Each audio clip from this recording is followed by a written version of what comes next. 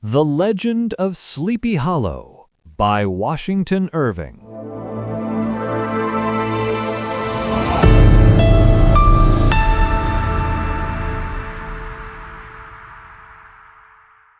Found among the papers of the late Diedrich Knickerbocker.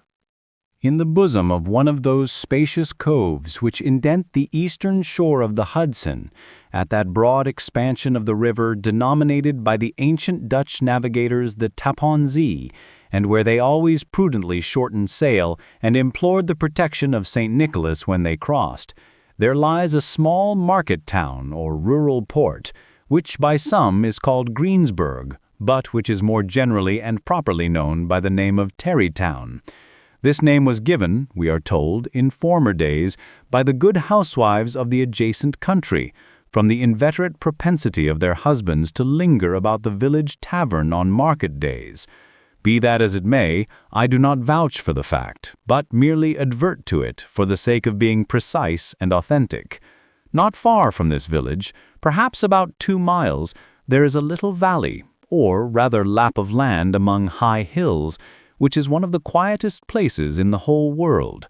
A small brook glides through it, with just murmur enough to lull one to repose, and the occasional whistle of a quail or tapping of a woodpecker is almost the only sound that ever breaks in upon the uniform tranquility. I recollect that, when a stripling, my first exploit in squirrel shooting was in a grove of tall walnut trees that shades one side of the valley.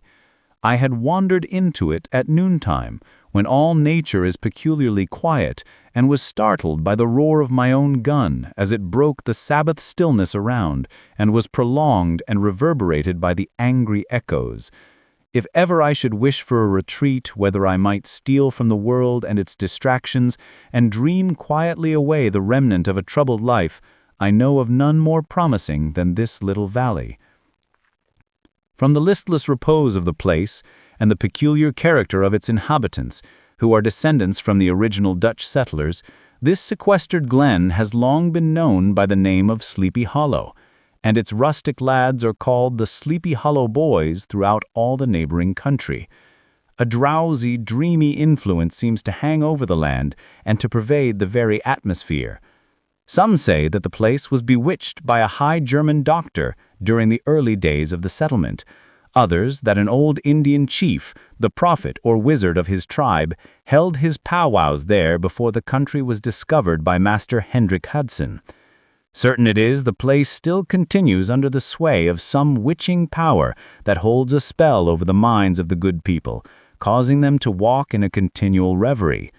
They are given to all kinds of marvelous beliefs, are subject to trances and visions, and frequently see strange sights and hear music and voices in the air.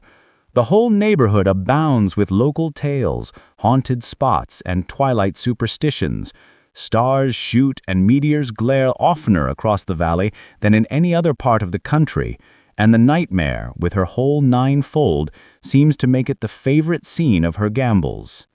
The dominant spirit, however, that haunts this enchanted region, and seems to be commander-in-chief of all the powers of the air, is the apparition of a figure on horseback, without a head. It is said by some to be the ghost of a Hessian trooper, whose head had been carried away by a cannonball in some nameless battle during the Revolutionary War, and who is ever and anon seen by the country folk, hurrying along in the gloom of night, as if on the wings of the wind. His haunts are not confined to the valley, but extend at times to the adjacent roads, and especially to the vicinity of a church at no great distance. Indeed, certain of the most authentic historians of those parts, who have been careful in collecting and collating the floating facts concerning this spectre, allege that the body of the trooper having been buried in the churchyard, the ghost rides forth to the scene of battle in nightly quest of his head, and that the rushing speed with which he sometimes passes along the hollow, like a midnight blast, is owing to his being belated and in a hurry to get back to the churchyard before daybreak. Such is the general purport of this legendary superstition, which has furnished materials for many a wild story in that region of shadows, and the spectre is known at all the country firesides by the name of the Headless Horseman of Sleepy Hollow. It is remarkable that the visionary propensity I have mentioned is not confined to the native inhabitants of the valley, but is unconsciously imbibed by everyone who resides there for a time. However wide awake they may have been before they entered that sleepy region, they are sure in a little time to inhale the witching influence of the air and begin to grow imaginative, to dream dreams and see apparitions.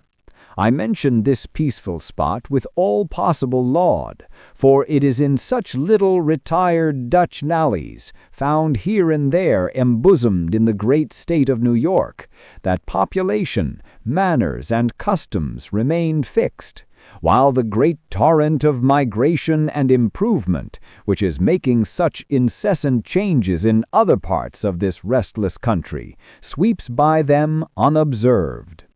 They are like those little nooks of still water which border a rapid stream, where we may see the straw and bubble riding quietly at anchor, or slowly revolving in their mimic harbor, undisturbed by the rush of the passing current.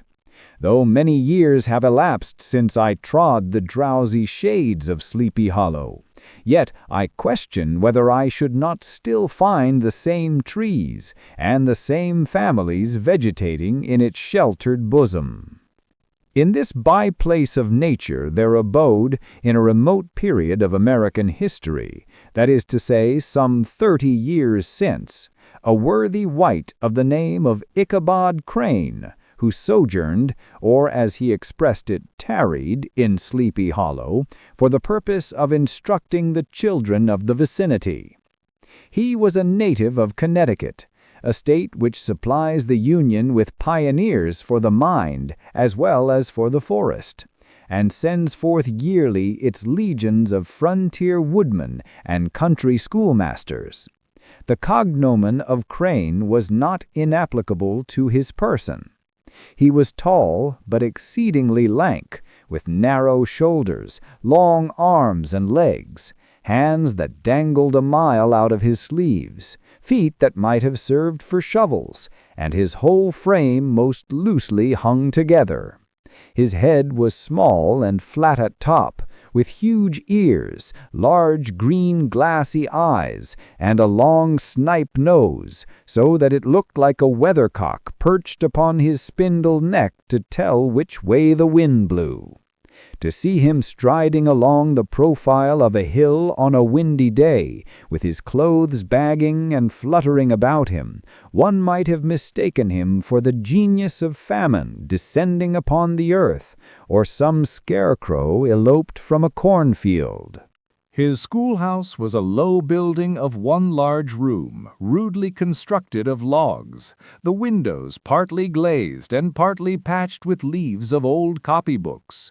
It was most ingeniously secured at vacant hours by a wive twisted in the handle of the door and stakes set against the window shutters, so that though a thief might get in with perfect ease, he would find some embarrassment in getting out, an idea most probably borrowed by the architect Joost van Houten from the mystery of an eel pot.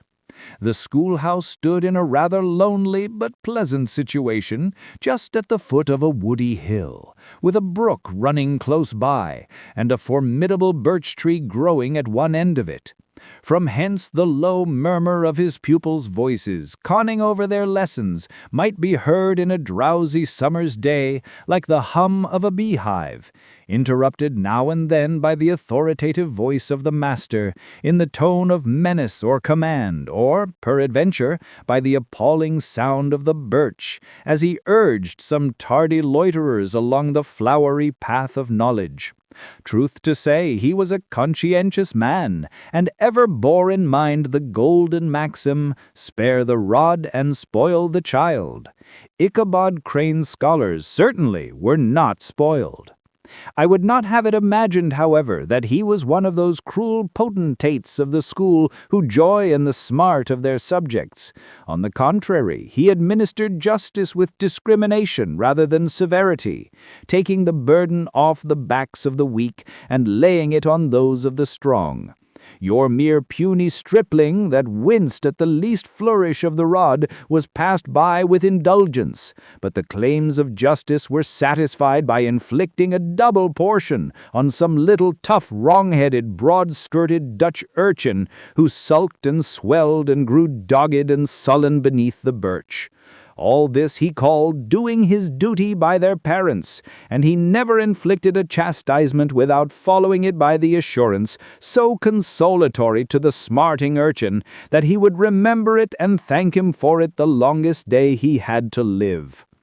When school hours were over, he was even the companion and playmate of the larger boys, and on holiday afternoons would convoy some of the smaller ones home, who happened to have pretty sisters or good housewives for mothers, noted for the comforts of the cupboard. Indeed, it behooved him to keep on good terms with his pupils. The revenue arising from his school was small, and would have been scarcely sufficient to furnish him with daily bread, for he was a huge feeder, and though lank, had the dilating powers of an anaconda. But to help out his maintenance, he was, according to country custom in those parts, boarded and lodged at the houses of the farmers whose children he instructed. With these he lived successively a week at a time, thus going the rounds of the neighborhood with all his worldly effects tied up in a cotton handkerchief. That all this might not be too onerous on the purses of his rustic patrons, who were apt to consider the costs of schooling a grievous burden, and schoolmasters as mere drones, he had various ways of rendering himself both useful and agreeable. He assisted the farmers occasionally in the lighter labors of their farms, helped to make hay, mended the fences, took the horses to water, drove the cows from pasture, and cut wood for the winter fire. He laid aside, too, all the dominant dignity and absolute sway with which he lorded it in his little empire, the school, and became wonderfully gentle and ingratiating. He found favor in the eyes of the mothers by petting the children, particularly the youngest, and like the lion bold which whilom so magnanimously the lamb did hold, he would sit with a child on one knee and rock a cradle with his foot for whole hours together. In addition to his other vocations, he was the singing master of the neighborhood, and picked up many bright shillings by instructing the young folks in psalmody. It was a matter of no little vanity to him on Sundays to take his station in front of the church gallery with a band of chosen singers, where in his own mind he completely carried away the palm from the parson.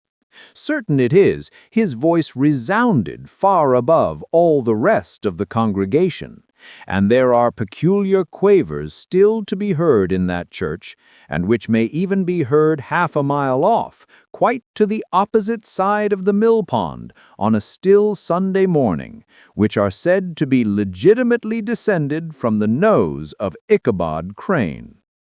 Thus, by divers little makeshifts, in that ingenious way which is commonly denominated by hook and by crook, the worthy pedagogue got on tolerably enough, and was thought, by all who understood nothing of the labor of head work, to have a wonderfully easy life of it. The schoolmaster is generally a man of some importance in the female circle of a rural neighborhood, being considered a kind of idle, gentleman-like personage, of vastly superior taste and accomplishments to the rough country swains, and indeed inferior in learning only to the parson. His appearance, therefore, is apt to occasion some little stir at the tea-table of a farmhouse, and the addition of a supernumerary dish of cakes or sweetmeats, or peradventure the parade of a silver teapot. Our man of letters, therefore, was peculiarly happy in the smiles of all the country damsels. how he would figure among them in the churchyard between services on Sundays, gathering grapes for them from the wild vines that overran the surrounding trees, reciting for their amusement all the epitaphs on the tombstones, or sauntering with a whole bevy of them along the banks of the adjacent mill pond, while the more bashful country bumpkins hung sheepishly back, envying his superior elegance and address. From his half-itinerant life, also, he was a kind of traveling gazette, carrying the whole budget of local gossip from house to house, so that his appearance was always greeted with satisfaction. He was, moreover, esteemed by the women as a man of great erudition, for he had read several books quite through, and was a perfect master of Cotton Mather's History of New England Witchcraft, in which, by the way, he most firmly and potently believed. He was, in fact, an odd mixture of small shrewdness and simple credulity. His appetite for the marvelous and his powers of digesting it were equally extraordinary, and both had been increased by his residence in this spellbound region. No tale was too gross or monstrous for his capacious swallow. It was often his delight, after his school was dismissed in the afternoon, to stretch himself on the rich bed of clover bordering the little brook that whimpered by his schoolhouse, and there con over old Mather's direful tales, until the gathering dusk of evening made the printed page a mere mist before his eyes. Then, as he wended his way by swamp and stream and awful woodland to the farmhouse where he happened to be quartered, every sound of nature at that witching hour fluttered his excited imagination. The moan of the whippoorwill from the hillside, the boding cry of the tree-toad, that harbinger of storm, the dreary hooting of the screech-owl, or the sudden rustling in the thicket of birds frightened from their roost. The fireflies, too, which sparkled most vividly in the darkest places, now and then startled him, as one of uncommon brightness would stream across his path. And if, by chance, a huge blockhead of a beetle came winging his blundering flight against him, the poor varlet was ready to give up the ghost, with the idea that he was struck with a witch's token. His only resource on such occasions, either to drown thought or drive away evil spirits, was to sing psalm tunes, and the good people of Sleepy Hollow, as they sat by their doors of an evening, were often filled with awe at hearing his nasal melody, in linked sweetness long drawn out, floating from the distant hill or along the dusky road. Another of his sources of fearful pleasure was to pass long winter evenings with the old Dutch wives as they sat spinning by the fire, with a row of apples roasting and spluttering along the hearth, and listen to their marvelous tales of ghosts and goblins, and haunted fields and haunted brooks, and haunted bridges and haunted houses, and particularly of the Headless Horseman, or galloping Hessian of the Hollow, as they sometimes called him. He would delight them equally by his anecdotes of witchcraft and of the direful omens and portentous sights and sounds in the air which prevailed in the earlier times of Connecticut, and would frighten them woefully with speculations upon comets and shooting stars, and with the alarming fact that the world did absolutely turn round and that they were half the time topsy-turvy. But if there was a pleasure in all this, while snugly cuddling in the chimney corner of a chamber that was all of a ruddy glow from the crackling wood fire, and where, of course, no spectre dared to show its face, it was dearly purchased by the terrors of his subsequent walk homewards. What fearful shapes and shadows beset his path amidst the dim and ghastly glare of a snowy night! With what wistful look did he eye every trembling ray of light streaming across the waste fields from some distant window! How often was he appalled by some shrub covered with snow, which, like a sheeted spectre, beset his very path! How often did he shrink with curdling awe at the sound of his own steps on the frosty crust beneath his feet, and dread to look over his shoulder lest he should behold some uncouth being tramping close behind him. And how often was he thrown into complete dismay by some rushing blast, howling among the trees, in the idea that it was the galloping Hessian on one of his nightly scourings. All these, however, were mere terrors of the night, phantoms of the mind that walk in darkness, and though he had seen many spectres in his time, and been more than once beset by Satan in divers shapes in his lonely perambulations, yet daylight put an end to all these evils, and he would have passed a pleasant life of it, in despite of the devil and all his works, if his path had not been crossed by a being that causes more perplexity to mortal man than ghosts, goblins, and the whole race of witches put together, and that was a woman.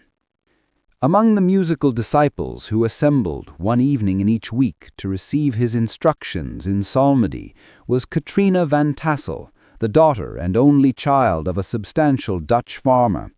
She was a blooming lass of fresh 18, plump as a partridge, ripe and melting and rosy-cheeked as one of her father's peaches, and universally famed not merely for her beauty, but her vast expectations. She was withal a little of a coquette, as might be perceived even in her dress, which was a mixture of ancient and modern fashions, as most suited to set off her charms. She wore the ornaments of pure yellow gold which her great-great-grandmother had brought over from Sardam, the tempting stomacher of the olden time, and withal a provokingly short petticoat to display the prettiest foot and ankle in the country round. Ichabod Crane had a soft and foolish heart towards the sex, and it is not to be wondered at that so tempting a morsel soon found favor in his eyes, more especially after he had visited her in her paternal mansion. Old Baltus Van Tassel was a perfect picture of a thriving, contented, liberal-hearted farmer. He seldom, it is true, sent either his eyes or his thoughts beyond the boundaries of his own farm, but within those everything was snug, happy, and well-conditioned. He was satisfied with his wealth, but not proud of it, and piqued himself upon the hearty abundance rather than the style in which he lived. His stronghold was situated on the banks of the Hudson, in one of those green, sheltered, fertile nooks in which the Dutch farmers are so fond of nestling. A great elm tree spread its broad branches over it, at the foot of which bubbled up a spring of the softest and sweetest water in a little well formed of a barrel, and then stole sparkling away through the grass to a neighboring brook that babbled along among alders and dwarf willows. Hard by the farmhouse was a vast barn that might have served for a church, every window and crevice of which seemed bursting forth with the treasures of the farm. The flail was busily resounding within it from morning to night, swallows and martins skimmed twittering about the eaves, and rows of pigeons, some with one eye turned up, as if watching the weather, some with their heads under their wings or buried in their bosoms, and others swelling and cooing and bowing about their dames, were enjoying the sunshine on the roof. Sleek, unwieldy porkers were grunting in the repose and abundance of their pens, from whence sallied forth now and then troops of suckling pigs, as if to snuff the air. A stately squadron of snowy geese were riding in an adjoining pond, convoying whole fleets of ducks. Regiments of turkeys were gobbling through the farmyard, and guinea fowls fretting about it like ill-tempered housewives with their peevish, discontented cry. Before the barn doors strutted the gallant cock, that pattern of a husband, a warrior, and a fine gentleman, clapping his burnished wings and crowing in the pride and gladness of his heart, sometimes tearing up the earth with his feet, and then generously calling his ever-hungry family of wives and children to enjoy the rich morsel which he had discovered. The pedagogue's mouth watered as he looked upon this sumptuous promise of luxurious winter fare. In his devouring mind's eye, he pictured to himself every roasting pig running about with a pudding in his belly and an apple in his mouth. The pigeons were snugly put to bed in a comfortable pie and tucked in with a coverlet of crust. The geese were swimming in their own gravy, and the ducks pairing cozily in dishes like snug married couples with a decent competency of onion sauce. In the porkers, he saw carved out the future sleek side of bacon and juicy relishing ham. Not a turkey, but he beheld daintily trussed up with its gizzard under its wing, and, peradventure, a necklace of savory sausages, and even bright Chanticleer himself lay sprawling on his back in a side dish with uplifted claws, as if craving that quarter which his chivalrous spirit disdained to ask while living. As the enraptured Ichabod fancied all this, and as he rolled his great green eyes over the fat meadowlands, the rich fields of wheat, of rye, of buckwheat and Indian corn, and the orchards burdened with ruddy fruit, which surrounded the warm tenement of Van Tassel, his heart yearned after the damsel who was to inherit these domains, and his imagination expanded with the idea how they might be readily turned into cash, and the money invested in immense tracts of wild land and shingle palaces in the wilderness. Nay, his busy fancy already realized his hopes, and presented to him the blooming Katrina, with a whole family of children mounted on the top of a wagon loaded with household trumpery, with pots and kettles dangling beneath, and he beheld himself bestriding a pacing mare with a colt at her heels, setting out for Kentucky, Tennessee, or the Lord knows where. When he entered the house, the conquest of his heart was complete. It was one of those spacious farmhouses, with high-ridged but lowly sloping roofs, built in the style handed down from the first Dutch settlers, the low projecting eaves forming a piazza along the front, capable of being closed up in bad weather. Under this were hung flails, harness, various utensils of husbandry, and nets for fishing in the neighboring river. Benches were built along the sides for summer use, and a great spinning wheel at one end and a churn at the other showed the various uses to which this important porch might be devoted. From this piazza the wondering Ichabod entered the hall, which formed the center of the mansion and the place of usual residence. Here rows of resplendent pewter, ranged on a long dresser, dazzled his eyes. In one corner stood a huge bag of wool ready to be spun, in another a quantity of linsey-woolsey just from the loom. Ears of Indian corn and strings of dried apples and peaches hung in gay festoons along the walls, mingled with the gaud of red peppers, and a door left ajar gave him a peep into the best parlor, where the claw-footed chairs and dark mahogany tables shone like mirrors. Andirons, with their accompanying shovel and tongs, glistened from their covert of asparagus tops. Mock oranges and conch shells decorated the mantelpiece. Strings of various colored birds' eggs were suspended above it, a great ostrich egg was hung from the center of the room, and a corner cupboard, knowingly left open, displayed immense treasures of old silver and well-mended china. From the moment Ichabod laid his eyes upon these regions of delight, the peace of his mind was at an end, and his only study was how to gain the affections of the peerless daughter of Van Tassel. In this enterprise, however, he had more real difficulties than generally fell to the lot of a knight-errant of yore, who seldom had anything but giants, enchanters, fiery dragons, and such like easily conquered adversaries to contend with, and had to make his way merely through gates of iron and brass and walls of adamant to the castle keep where the lady of his heart was confined. All which he achieved as easily as a man would carve his way to the center of a Christmas pie, and then the lady gave him her hand as a matter of course. Ichabod, on the contrary, had to win his way to the heart of a country coquette beset with a labyrinth of whims and caprices, which were forever presenting new difficulties and impediments, and he had to encounter a host of fearful adversaries of real flesh and blood, the numerous rustic admirers who beset every portal to her heart, keeping a watchful and angry eye upon each other, but ready to fly out in the common cause against any new competitor.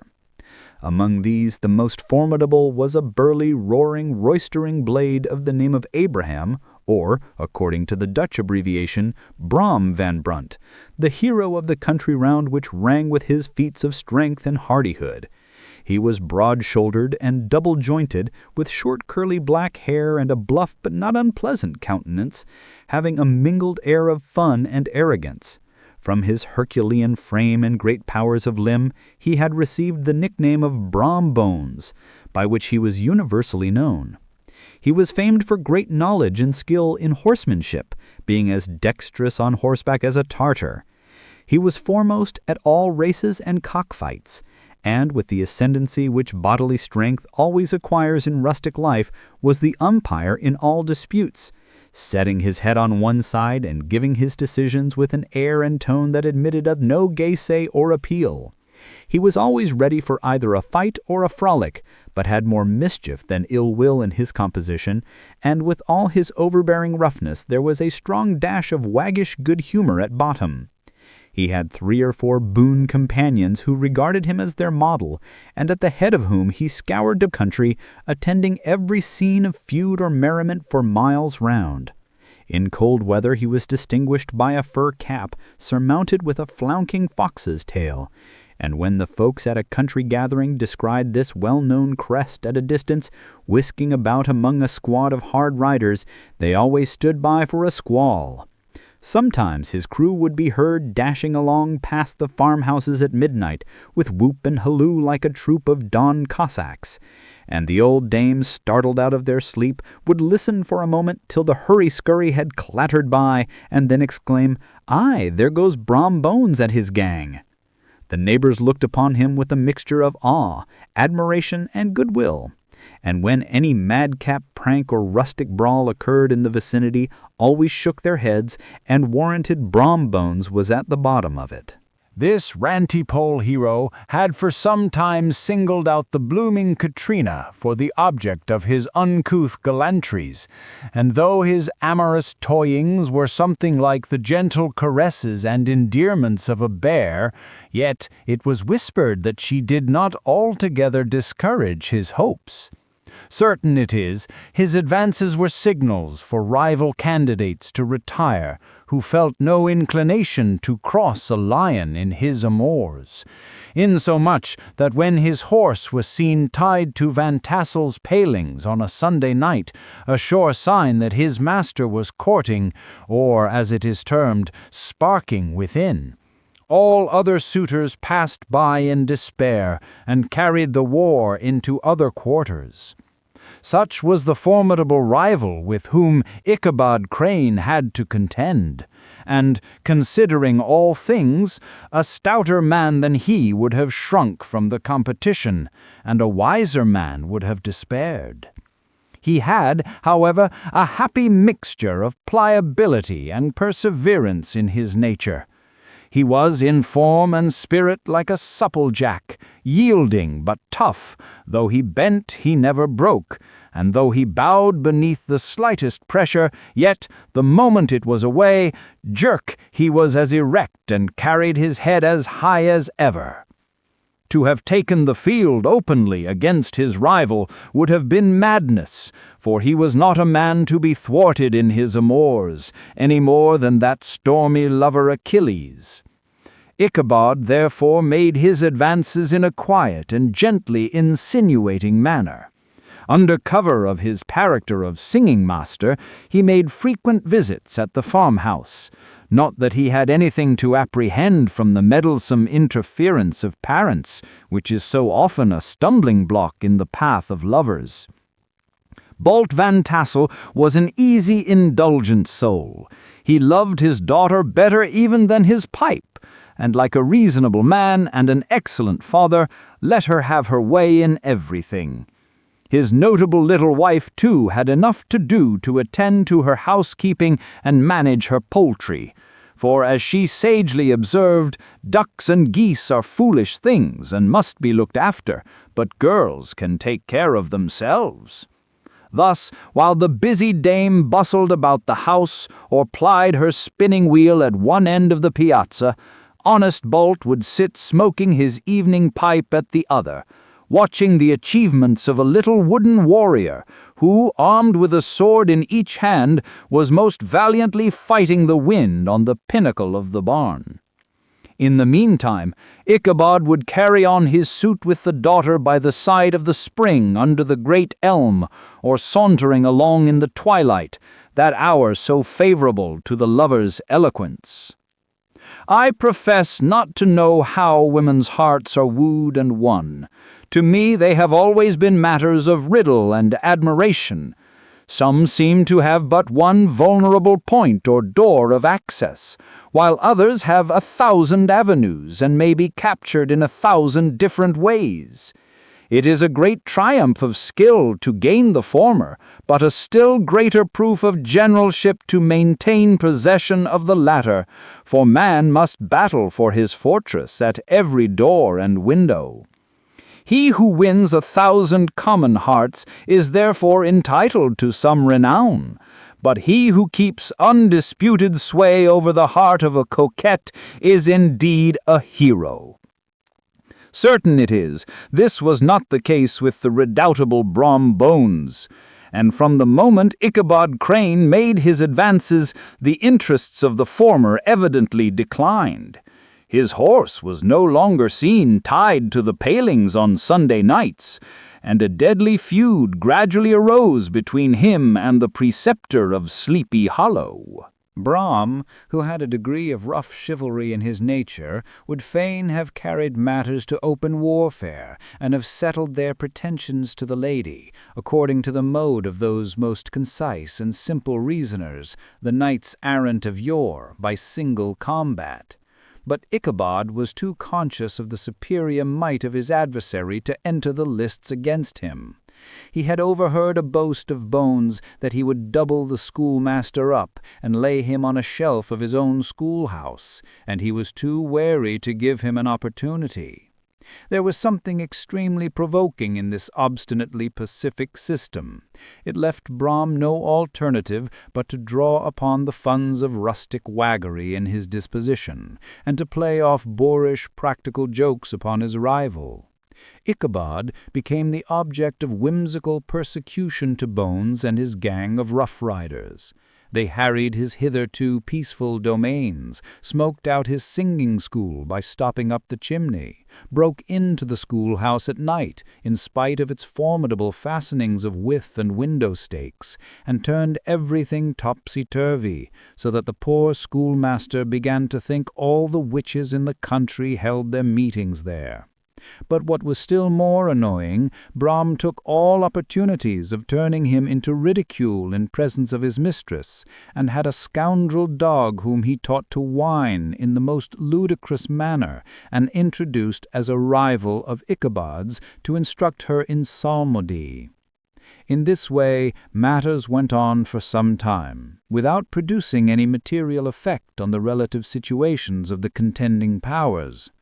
On a fine autumnal afternoon, Ichabod, in pensive mood, sat enthroned on the lofty stool from whence he usually watched all the concerns of his little literary realm.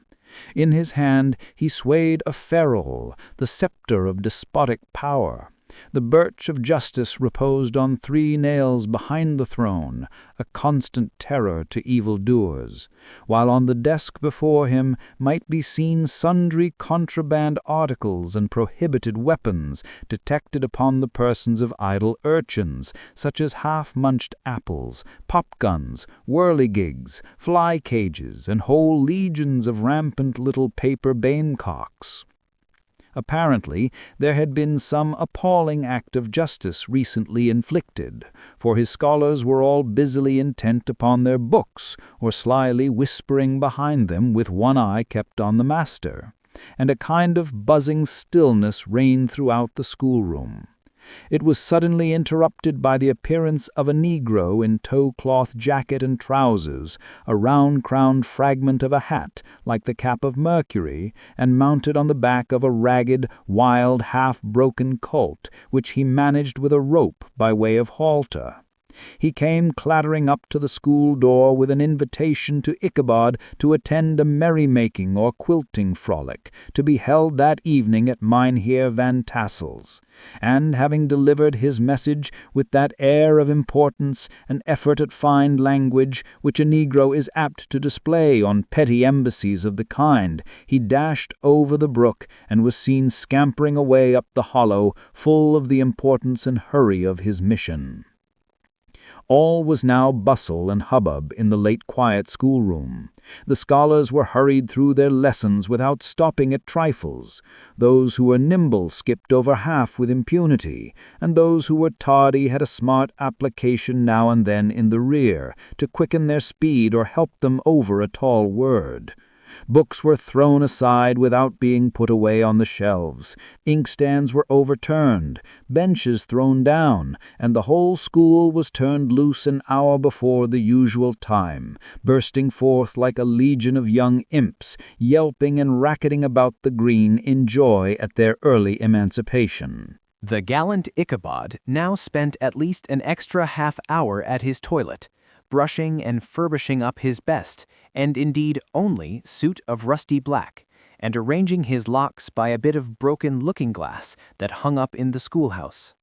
That he might make his appearance before his mistress in the true style of a cavalier, he borrowed a horse from the farmer with whom he was domiciliated, a choleric old Dutchman of the name of Hans van Ripper, and, thus gallantly mounted, issued forth like a knight-errant in quest of adventures. But it is meet I should, in the true spirit of romantic story, give some account of the looks and equipments of my hero and his steed. The animal he bestrode was a broken-down plough-horse that had outlived almost everything but its viciousness. He was gaunt and shagged, with a ewe-neck and a head like a hammer. His rusty mane and tail were tangled and knotted with burrs. One eye had lost its pupil and was glaring and spectral, but the other had the gleam of a genuine devil in it. Still, he must have had fire and metal in his day, if we may judge from the name he bore of gunpowder. He had, in fact, been a favorite steed of his master's, the choleric Van Ripper, who was a furious rider, and had infused, very probably, some of his own spirit into the animal. For, old and broken down as he looked, there was more of the lurking devil in him than in any young filly in the country. Ichabod was a suitable figure for such a steed. He rode with short stirrups, which brought his knees nearly up to the pommel of the saddle. His sharp elbows stuck out like grasshoppers. He carried his whip perpendicularly in his hand like a scepter, and, as his horse jogged on, the motion of his arms was not unlike the flapping of a pair of wings. A small wool hat rested on the top of his nose, for so his scanty strip of forehead might be called, and the skirts of his black coat fluttered out almost to the horse's tail. Such was the appearance of Ichabod and his steed as they shambled out of the gate of Hans van Ripper, and it was altogether such an apparition as is seldom to be met with in broad daylight. It was, as I have said, a fine autumnal day. The sky was clear and serene, and nature wore that rich and golden livery which we always associate with the idea of abundance. The forests had put on their sober brown and yellow, while some trees of the tenderer kind had been nipped by the frosts into brilliant dyes of orange, purple, and scarlet. Streaming files of wild ducks began to make their appearance high in the air. The bark of the squirrel might be heard from the groves of beech and hickory nuts, and the pensive whistle of the quail at intervals from the neighboring stubble field. The small birds were taking their farewell banquets. In the fullness of their revelry, they fluttered, chirping and frolicking from bush to bush and tree to tree, capricious from the very profusion and variety around them. There was the honest cock-robin, the favorite game of stripling sportsmen with its loud, querulous note, and the twittering blackbirds flying in sable clouds, and the golden-winged woodpecker with his crimson crest, his broad black gorget and splendid plumage, and the cedar bird with its red-tipped wings and yellow-tipped tail, and its little Montiero cap of feathers, and the blue jay, that noisy coxcomb in his gay light blue coat and white underclothes, screaming and chattering, nodding and bobbing and bowing, and pretending to be on good terms with every songster of the grove. As Ichabod jogged slowly on his way, his eye, ever open to every symptom of culinary abundance, ranged with delight over the treasures of jolly autumn. On all sides he beheld vast store of apples, some hanging in oppressive opulence on the trees, some gathered into baskets and barrels for the market, others heaped up in rich piles for the cider press. Farther on he beheld great fields of Indian corn, with its golden ears peeping from their leafy coverts, and holding out the promise of cakes and hasty pudding, and the yellow pumpkins lying beneath them, turning up their fair round bellies to the sun, and giving ample prospects of the most luxurious of pies. And anon he passed the fragrant buckwheat fields, breathing the odor of the beehive, and, as he beheld them, soft anticipation stole over his mind of dainty slapjacks, well buttered and garnished with honey or treacle by the delicate little dimpled hand of Katrina Van Tassel. Thus feeding his mind with many sweet thoughts and sugared suppositions, he journeyed along the sides of a range of hills which look out upon some of the goodliest scenes of the mighty Hudson. The sun gradually wheeled his broad disk down in the west. The wide bosom of the Tappan Zee lay motionless and glassy, excepting that here and there a gentle undulation waved and prolonged the blue shadow of the distant mountain. A few amber clouds floated in the sky, without a breath of air to move them. The horizon was of a fine golden tint, changing gradually into a pure apple green, and from that into the deep blue of the mid-heaven. A slanting ray lingered on the woody crests of the precipices that overhung some parts of the river, giving greater depth to the dark gray and purple of their rocky sides.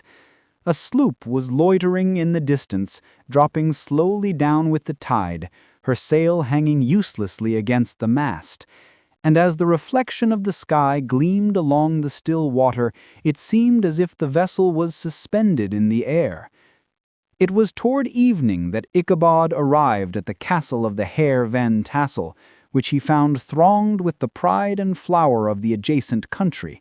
Old farmers, a spare leathern-faced race, in homespun coats and breeches, blue stockings, huge shoes, and magnificent pewter buckles. Their brisk, withered little dames in close-crimped caps, long-waisted short gowns, homespun petticoats, with scissors and pin-cushions and gay calico pockets hanging on the outside. Buxom lasses, almost as antiquated as their mothers, excepting where a straw hat, a fine ribbon, or perhaps a white frock gave symptoms of city innovation. The sons in short square-skirted coats, with rows of stupendous brass buttons and their hair generally queued in the fashion of the times, especially if they could procure an eel skin for the purpose, it being esteemed throughout the country as a potent nourisher and strengthener of the hair. Brom Bones, however, was the hero of the scene, having come to the gathering on his favorite steed Daredevil, a creature like himself full of mettle and mischief, and which no one but himself could manage. He was in fact noted for preferring vicious animals, given to all kinds of tricks which kept the rider in constant risk of his neck, for he held a tractable, well-broken horse as unworthy of a lad of spirit. Fain would I pause to dwell upon the world of charms that burst upon the enraptured gaze of my hero as he entered the state parlor of Van Tassel's mansion. Not those of the bevy of buxom lasses with their luxurious display of red and white, but the ample charms of a genuine Dutch country tea table in the sumptuous time of autumn. Such heaped-up platters of cakes of various and almost indescribable kinds, known only to experienced Dutch housewives. There was the doughty doughnut, the tender oliekoek, and the crisp and crumbling cruller, sweet cakes and short cakes, ginger cakes and honey cakes, and the whole family of cakes. And then there were apple pies and peach pies and pumpkin pies, besides slices of ham and smoked beef, and moreover delectable dishes of preserved plums and peaches and pears and quinces, not to mention broiled shad and roasted chickens, together with bowls of milk and cream, all mingled higgledy-piggledy, pretty much as I have enumerated them, with the motherly teapot sending up its clouds of vapor from the mists. Heaven bless the mark! I want breath and time to discuss this banquet as it deserves, and am too eager to get on with my story. Happily, Ichabod Crane was not in so great a hurry as his historian, but did ample justice to every dainty. He was a kind and thankful creature, whose heart dilated in proportion as his skin was filled with good cheer, and whose spirits rose with eating, as some men's do with drink. He could not help, too, rolling his large eyes round him as he ate, and chuckling with the possibility that he might one day be lord of all this scene of almost unimaginable luxury and splendor. Then, he thought, how soon he'd turn his back upon the old schoolhouse, snap his fingers in the face of Hans Nan Ripper and every other niggardly patron, and kick any itinerant pedagogue out of doors that should dare to call him comrade. Old Baltus Van Tassel moved about among his guests with a face dilated with content and good humor, round and jolly as the harvest moon. His hospitable attentions were brief but expressive, being confined to a shake of the hand, a slap on the shoulder, a loud laugh, and a pressing invitation to fall to and help themselves. And now the sound of the music from the common room or hall summoned to the dance. The musician was an old gray-headed Negro who had been the itinerant orchestra of the neighborhood for more than half a century. His instrument was as old and battered as himself. The greater part of the time he scraped on 2 or 3 strings, accompanying every movement of the bow with a motion of the head, bowing almost to the ground and stamping with his foot whenever a fresh couple were to start. Ichabod prided himself upon his dancing as much as upon his vocal powers. Not a limb, not a fiber about him was idle, and to have seen his loosely hung frame in full motion and clattering about the room, you would have thought St. Vitus himself, that blessed patron of the dance, was figuring before you in person. He was the admiration of all the Negroes, who, having gathered of all ages and sizes from the farm and the neighborhood, stood forming a pyramid of shining black faces at every door and window, gazing with delight at the scene, rolling their white eyeballs and showing grinning rows of ivory from ear to ear. How could the flogger of urchins be otherwise than animated and joyous? The lady of his heart was his partner in the dance, and smiling graciously in reply to all his amorous oglings, while Brom Bones, sorely smitten with love and jealousy, sat brooding by himself in one corner. When the dance was at an end, Ichabod was attracted to a knot of the sager folks, who, with old Van Tassel, sat smoking at one end of the piazza, gossiping over former times, and drawing out long stories about the war. This neighborhood, at the time of which I am speaking, was one of those highly favored places which abound with chronicle and great men. The British and American line had run near it during the war. It had, therefore, been the scene of marauding and infested with refugees, cowboys, and all kinds of border chivalry. Just sufficient time had elapsed to enable each storyteller to dress up his tale with a little becoming fiction, and in the indistinctness of his recollection, to make himself the hero of every exploit.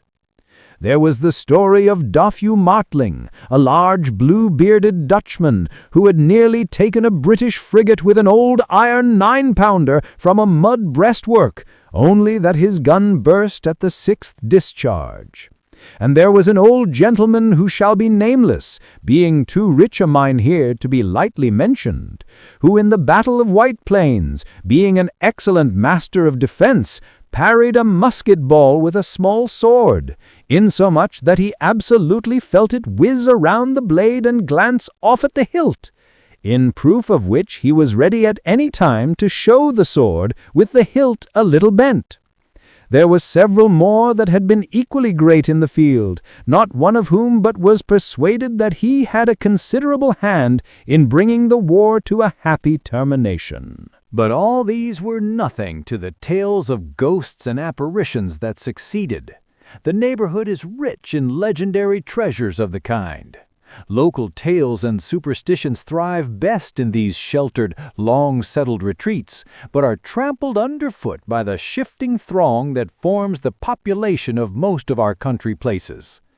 Besides, there is no encouragement for ghosts in most of our villages, for they have scarcely had time to finish their first nap and turn themselves in their graves before their surviving friends have traveled away from the neighborhood, so that when they turn out at night to walk their rounds, they have no acquaintance left to call upon. This is perhaps the reason why we so seldom hear of ghosts except in our long-established Dutch communities. The immediate cause, however, of the prevalence of supernatural stories in these parts was doubtless owing to the vicinity of Sleepy Hollow. There was a contagion in the very air that blew from that haunted region.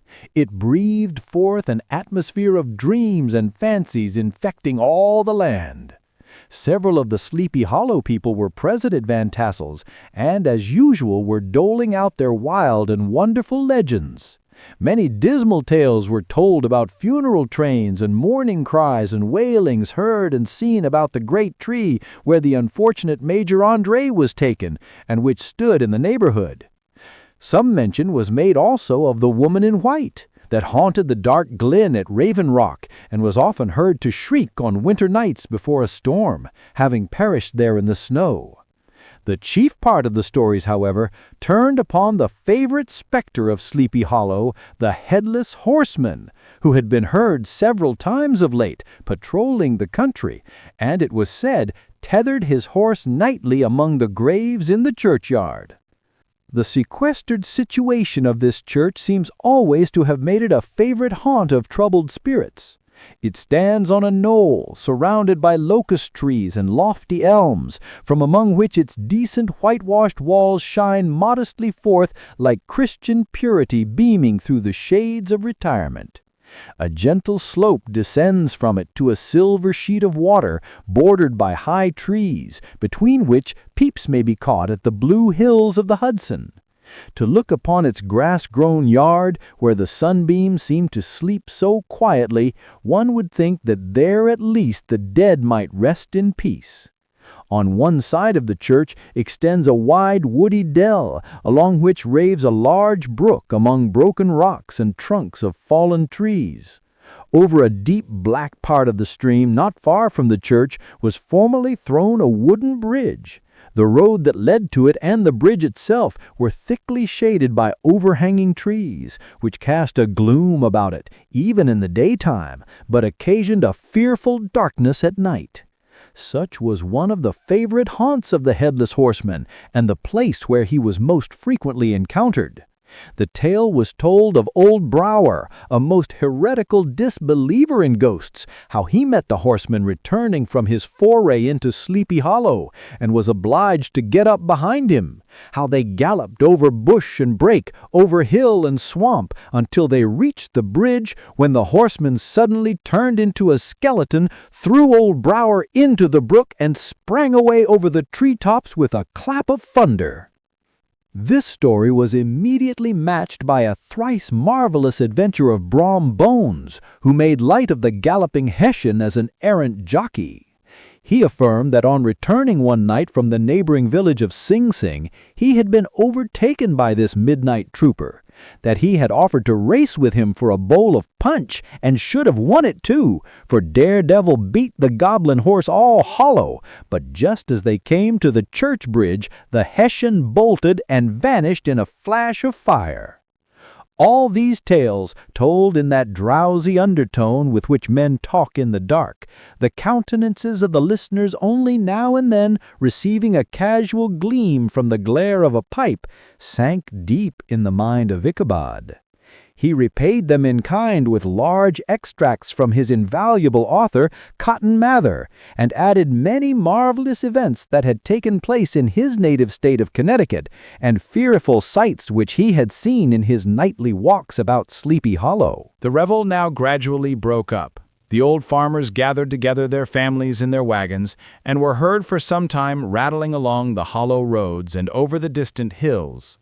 some of the damsels mounted on pillions behind their favorite swains, and their light-hearted laughter, mingling with the clatter of hoofs, echoed along the silent woodlands, sounding fainter and fainter until they gradually died away, and the late scene of noise and frolic was all silent and deserted. Ichabod only lingered behind, according to the custom of country lovers, to have a tête-à-tête with the heiress, fully convinced that he was now on the high road to success. What passed at this interview I will not pretend to say, for in fact I do not know. Something, however, I fear me, must have gone wrong, for he certainly sallied forth after no very great interval with an air quite desolate and chapfallen. Oh, these women, these women! Could that girl have been playing off any of her coquettish tricks? Was her encouragement of the poor pedagogue all a mere sham to secure her conquest of his rival? Heaven only knows, not I. Let it suffice to say, Ichabod stole forth with the air of one who had been sacking a hen roost rather than a fair lady's heart. Without looking to the right or left to notice the scene of rural wealth on which he had so often gloated, he went straight to the stable, and with several hearty cuffs and kicks roused his steed most uncourteously from the comfortable quarters in which he was soundly sleeping, dreaming of mountains of corn and oats, and whole valleys of timothy and clover. It was the very witching time of night that Ichabod, heavy-hearted and crestfallen, pursued his travels homewards along the sides of the lofty hills which rise above Tarrytown, and which he had traversed so cheerily in the afternoon. The hour was as dismal as himself. Far below him the Tappan Zee spread its dusky and indistinct waste of waters, with here and there the tall mast of a sloop riding quietly at anchor under the land. In the dead hush of midnight, he could even hear the barking of the watchdog from the opposite shore of the Hudson, but it was so vague and faint as only to give an idea of his distance from this faithful companion of man. Now and then, too, the long-drawn crowing of a cock accidentally awakened would sound far, far off, from some farmhouse away among the hills, but it was like a dreaming sound in his ear. No signs of life occurred near him, but occasionally the melancholy chirp of a cricket, or perhaps the guttural twang of a bullfrog from a neighboring marsh, as if sleeping uncomfortably and turning suddenly in his bed. All the stories of ghosts and goblins that he had heard in the afternoon now came crowding upon his recollection. The night grew darker and darker. The stars seemed to sink deeper in the sky, and driving clouds occasionally hid them from his sight. He had never felt so lonely and dismal. He was, moreover, approaching the very place where many of the scenes of the ghost stories had been laid. In the center of the road stood an enormous tulip tree, which towered like a giant above all the other trees of the neighborhood, and formed a kind of landmark. Its limbs were gnarled and fantastic, large enough to form trunks for ordinary trees, twisting down almost to the earth and rising again into the air. It was connected with the tragical story of the unfortunate André, who had been taken prisoner hard by, and was universally known by the name of Major André's tree. The common people regarded it with a mixture of respect and superstition, partly out of sympathy for the fate of its ill-starred namesake, and partly from the tales of strange sights and doleful lamentations told concerning it. As Ichabod approached this fearful tree, he began to whistle. He thought his whistle was answered. It was but a blast sweeping sharply through the dry branches. As he approached a little nearer, he thought he saw something white, hanging in the midst of the tree. He paused and ceased whistling, but, on looking more narrowly, perceived that it was a place where the tree had been scathed by lightning, and the white wood laid bare. Suddenly he heard it groan. His teeth chattered, and his knees smote against the saddle. It was but the rubbing of one huge bough upon another as they were swayed about by the breeze. He passed the tree in safety, but new perils lay before him. About 200 yards from the tree, a small brook crossed the road and ran into a marshy and thickly wooded glen, known by the name of Wiley's Swamp. A few rough logs laid side by side served for a bridge over this stream. On that side of the road where the brook entered the wood, a group of oaks and chestnuts, matted thick with wild grapevines, threw a cavernous gloom over it. To pass this bridge was the severest trial. It was at this identical spot that the unfortunate André was captured, and under the covert of those chestnuts and vines were the sturdy yeomen concealed who surprised him. This has ever since been considered a haunted stream, and fearful are the feelings of the schoolboy who has to pass it alone after dark. As he approached the stream, his heart began to thump. He summoned up, however, all his resolution, gave his horse half a score of kicks in the ribs, and attempted to dash briskly across the bridge. But instead of starting forward, the perverse old animal made a lateral movement and ran broadside against the fence. Ichabod, whose fears increased with the delay, jerked the reins on the other side and kicked lustily with the contrary foot. It was all in vain. His steed started, it is true, but it was only to plunge to the opposite side of the road into a thicket of brambles and alder bushes. The schoolmaster now bestowed both whip and heel upon the starveling ribs of old Gunpowder, who dashed forward, snuffling and snorting, but came to a stand just by the bridge with a suddenness that had nearly sent his rider sprawling over his head. Just at this moment, a plashy tramp by the side of the bridge caught the sensitive ear of Ichabod. In the dark shadow of the grove, on the margin of the brook, he beheld something huge, misshapen and towering. It stirred not, but seemed gathered up in the gloom, like some gigantic monster ready to spring upon the traveler. The hair of the affrighted pedagogue rose upon his head with terror. What was to be done? To turn and fly was now too late, and besides, what chance was there of escaping ghost or goblin, if such it was, which could ride upon the wings of the wind?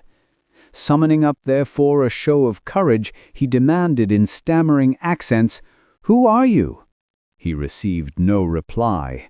He repeated his demand in a still more agitated voice. Still there was no answer. Once more he cudgeled the sides of the inflexible Gunpowder, and shutting his eyes, broke forth with involuntary fervor into a psalm tune.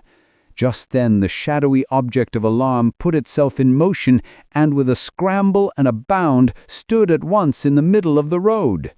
Though the night was dark and dismal, yet the form of the unknown might now in some degree be ascertained. He appeared to be a horseman of large dimensions, and mounted on a black horse of powerful frame.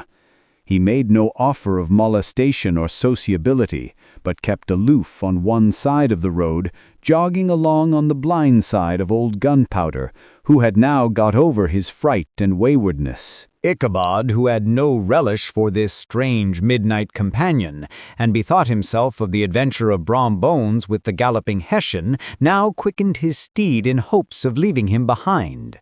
The stranger, however, quickened his horse to an equal pace. Ichabod pulled up and fell into a walk, thinking to lag behind. The other did the same. His heart began to sink within him. He endeavored to resume his psalm tune, but his parched tongue clove to the roof of his mouth, and he could not utter a stave. There was something in the moody and dogged silence of this pertinacious companion that was mysterious and appalling.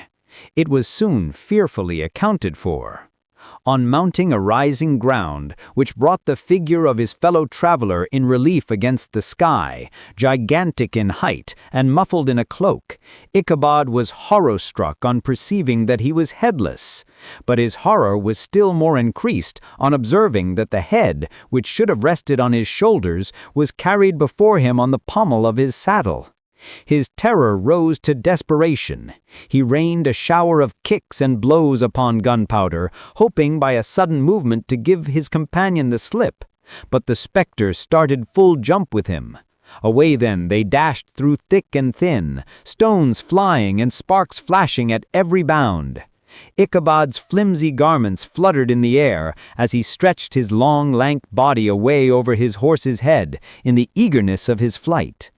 They had now reached the road which turns off to Sleepy Hollow, but Gunpowder, who seemed possessed with a demon, instead of keeping up it, made an opposite turn and plunged headlong downhill to the left. This road leads through a sandy hollow shaded by trees for about a quarter of a mile, where it crosses the bridge famous in goblin story, and just beyond swells the green knoll on which stands the whitewashed church. As yet the panic of the steed had given his unskillful rider an apparent advantage in the chase, but just as he had got halfway through the hollow, the girths of the saddle gave way, and he felt it slipping from under him.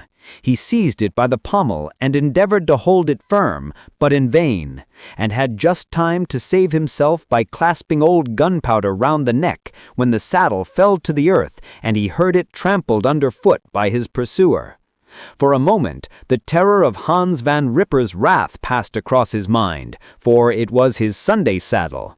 But this was no time for petty fears. The goblin was hard on his haunches, and, unskillful rider that he was, he had much ado to maintain his seat, sometimes slipping on one side, sometimes on another, and sometimes jolted on the high ridge of his horse's backbone with a violence that he verily feared would cleave him asunder.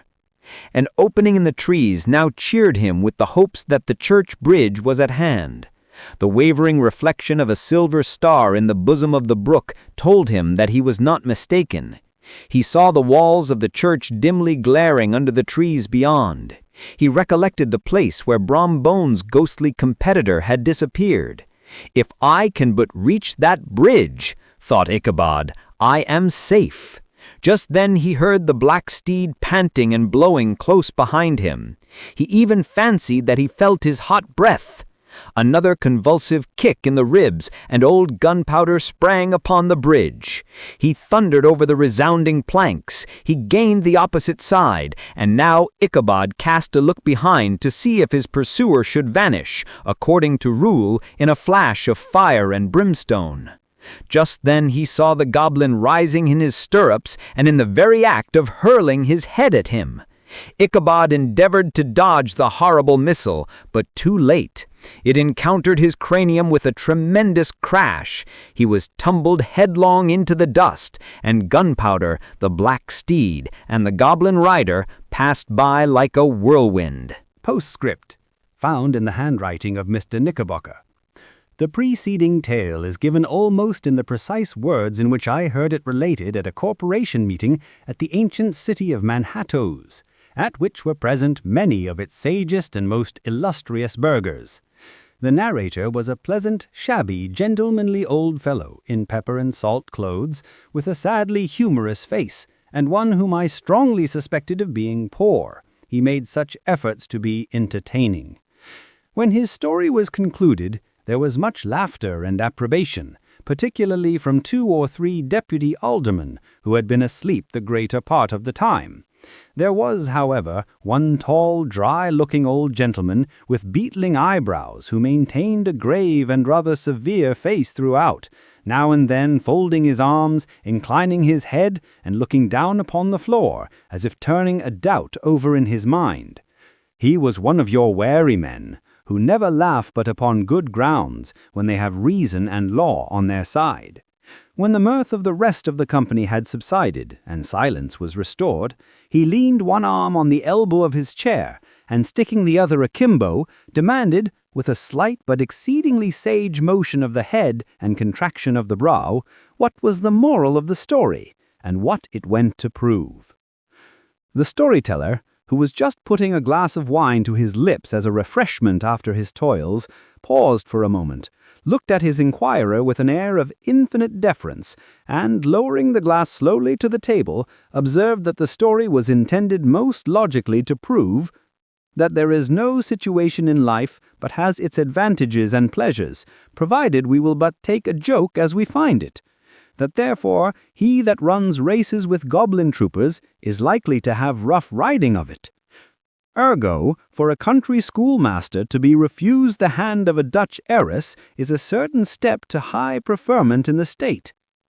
The cautious old gentleman knit his brows tenfold closer after this explanation, being sorely puzzled by the rationalization of the syllogism, while methought the one in pepper and salt eyed him with something of a triumphant leer. At length he observed that all this was very well, but still he thought the story a little on the extravagant. There were 1 or 2 points on which he had his doubts. "Faith, sir," replied the storyteller, "as to that matter, I don't believe 1/2 of it myself." D.K. The next morning the old horse was found without his saddle and with the bridle under his feet, soberly cropping the grass at his master's gate. Ichabod did not make his appearance at breakfast. Dinner hour came, but no Ichabod. The boys assembled at the schoolhouse and strolled idly about the banks of the brook, but no schoolmaster. Hans Van Ripper now began to feel some uneasiness about the fate of poor Ichabod and his saddle. An inquiry was set on foot, and after diligent investigation they came upon his traces. In one part of the road leading to the church was found the saddle trampled in the dirt.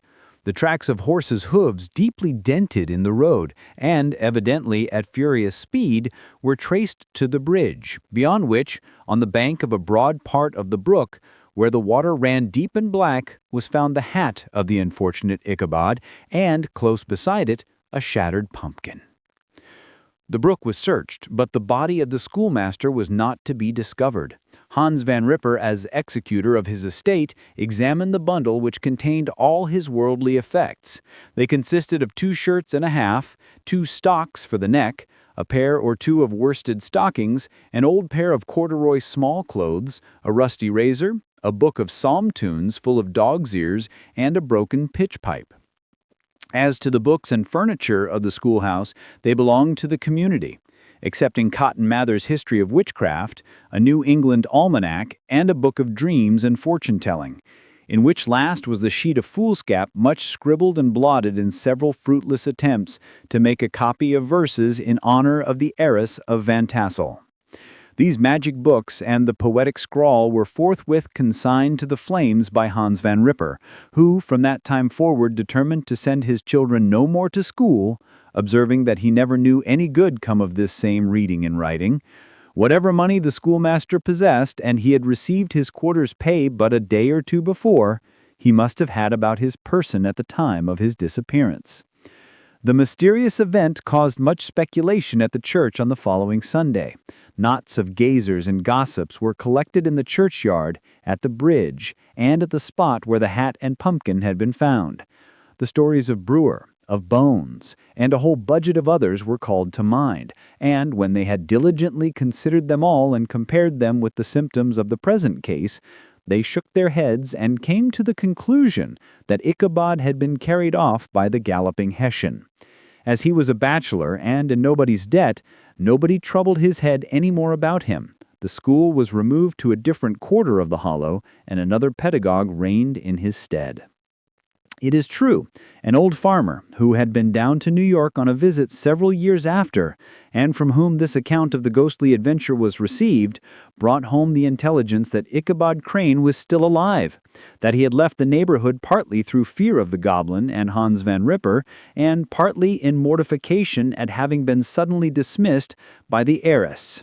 That he had changed his quarters to a distant part of the country, had kept school and studied law at the same time, had been admitted to the bar, turned politician, electioneered, written for the newspapers, and finally had been made a justice of the 10-pound court. Brom Bones, too, who, shortly after his rival's disappearance, conducted the blooming Katrina in triumph to the altar, was observed to look exceedingly knowing whenever the story of Ichabod was related, and always bursting to a hearty laugh at the mention of the pumpkin, which led some to suspect that he knew more about the matter than he chose to tell. The old country wives, however, who are the best judges of these matters, maintain to this day that Ichabod was spirited away by supernatural means, and it is a favorite story often told about the neighborhood round the winter evening fire. The bridge became more than ever an object of superstitious awe, and that may be the reason why the road has been altered of late years, so as to approach the church by the border of the mill pond. The schoolhouse being deserted soon fell to decay, and was reported to be haunted by the ghost of the unfortunate pedagogue, and the plowboy loitering homeward of a still summer evening has often fancied his voice at a distance, chanting a melancholy psalm tune among the tranquil solitudes of Sleepy Hollow. Postscript, found in the handwriting of Mr. Knickerbocker. The preceding tale is given almost in the precise words in which I heard it related at a corporation meeting at the ancient city of Manhattoes, at which were present many of its sagest and most illustrious burghers. The narrator was a pleasant, shabby, gentlemanly old fellow in pepper and salt clothes, with a sadly humorous face, and one whom I strongly suspected of being poor. He made such efforts to be entertaining.